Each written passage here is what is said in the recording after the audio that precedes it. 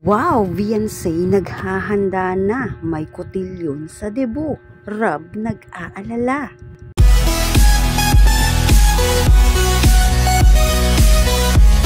Paghahanda sa debut ni Beyonce. Kumusta po mga kalingap? Muling nagbabalik ang inyong lingkod, mini vlog, naghahatid ng update tungkol sa mga kalingap. Kung bago ka pa lang sa aking channel, mag-subscribe na at huwag kalimutang mag-like para lagi kayong updated sa aking mga videos. Tapusin po muna natin ang video bago po tayo magkomento. Patuloy po natin din na suportahan ang founder po ng Kalingap na si Kuya Val Santos at Kalingap Rob. Dahil alam naman natin na madaming natutulungan sila ng mga kababayan natin. Araw-araw po natin na suportahan at panoorin ang kanilang mga videos. Bago yan mga kalingap, dito po muna tayo sa isang reactor na si Makagago na talaga namang binabash. Ito nga pong si Kalingap Rob. Kung gugustuhin talaga ni Kalingap Rob mga kalingap, kaya niya itong kasuhan. Naninira pero nga di naman consistent na tumutulong sa ating mga kababayan. Kumbaga sinasabi niya, hindi daw niya kailangang mag-video-video para lang tumulong sa ating mga kababayan.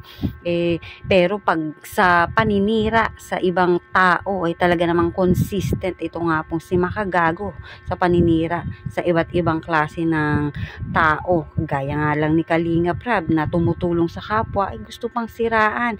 Hindi na lang siya maging masaya kung paano nakakatulong ang tao sa ibang tao na nangangailangan ay talaga namang sisiraan ka pa, di ba mga kalingap? Dapat nga mga kalingap ang kino-content nito ni Makagago ay kung paano makatulong sa kapwa, hindi yung makasira dahil nga si Kalingap Rob araw-araw naman na talaga na natulong yan sa ating mga kababayan sa pagcha-charity vlog, paghahanap ng mga i-scout na matutulungan pa, lalo na yung talagang nandun sa mga kabundukan, hinahanap talaga yan ng kalingap para lang matulungan. Ito nga si Makagago, hinahanap niya talaga kung paano at saan siya makakapanira, lalo nang maididiin niya ang isang tao.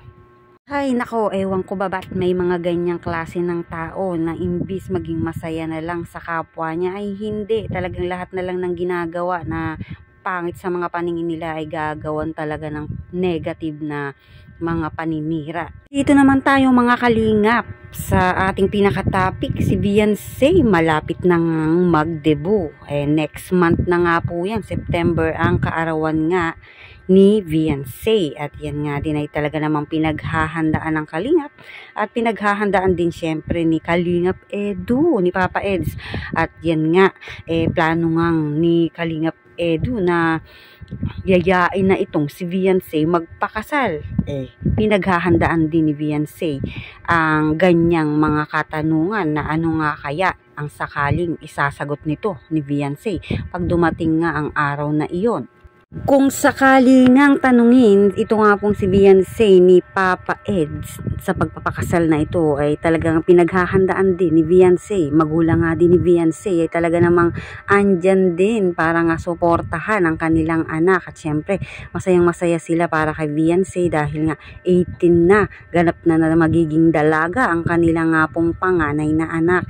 At yan nga rin po ay pinaghahandaan at inaasikaso na magkakaroon din yan syempre ng kotilyon. Meron nga syempre kotilyon yan dahil debut yan syempre, di ba? At isa yan sa magpapaganda sa magiging kaarawan nga po nito ni Beyonce na talagang paghahandaan nga po nila.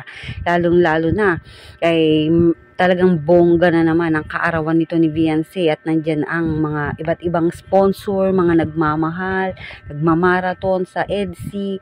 At ayon naman dito kay Kalingap Rob, nag-aalala siya at sakaling gustuhin na din talaga ni Beyonce ang kasalan ay andun din syempre si Kalingap Rob bilang pagsuporta dito nga po kay Beyonce at Papa Eds sakaling sa kung anuman nga po ang nais ng dalawang ito ay sadyang talaga namang ibibigay niya ng buong buo ang kanyang suporta at napakalaking syempre surprise para rin sa kanya na malaman na yan nga ay talaga namang tunay na nagmamahal dito nga sa kanya nga pong pinsan. Kaya naman kung sakali mang maganap nga at mangyari nga ang mga ganung bagay, dahil hindi naman tututol si Kalingap Rab, dahil nga alam naman natin na binata at ganap ng dalaga ito nga pong si Viancy. Once na tumungtong na ito ng 18, nasa kanila na ang pagdedesisyon, at ang kanila namang mga magulang ay wala namang tutol hanggang alam nila